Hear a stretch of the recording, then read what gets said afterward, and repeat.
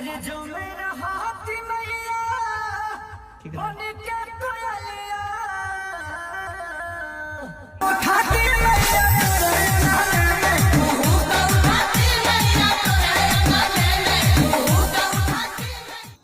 दोस्तों सबसे पहले तो आप लोग के बता देते हैं, अगर आप लोग सिंगर बनना चाहते हैं तो खेसारी लाल यादव जी के इस स्टूडियो वीडियो से आप लोग सीख सकते हैं दोस्तों कि शेयर किया गया है किस तरह खेसारी लाल यादव जी गाते हैं और आप लोग के किस तरह गाना है। जी अगर आप लोग एक सिंगर है तो ये वीडियो को ध्यान से देखिए दोस्तों। और आप लोग के बता दें दोस्तों कि इसी प्रकार खेसारी लाल यादव जी गाते हैं, जो कि स्टूडियो वीडियो आप लोग शुरुआती वीडियो क्लिप में देखे हैं दोस्तों। और ये वीडियो काफ़ी ज़्यादा वायरल हो रहा है दोस्तों इंस्टाग्राम पे, तो हम सोचे अपना भाई को ये अपडेट बताना चाहिए। जी तो आप लोग के बता दें दोस्तों कि माई के आंगन में ये गाना का टाइटल है दोस्तों, और बहुत ही कमाल के गाना है, खेसारी म्यूजिक वर्ल्ड पे रिलीज किया गया है। तो जाइए सुनिए और गर्दा उड़ाइए और दम भर शेयर कीजिए।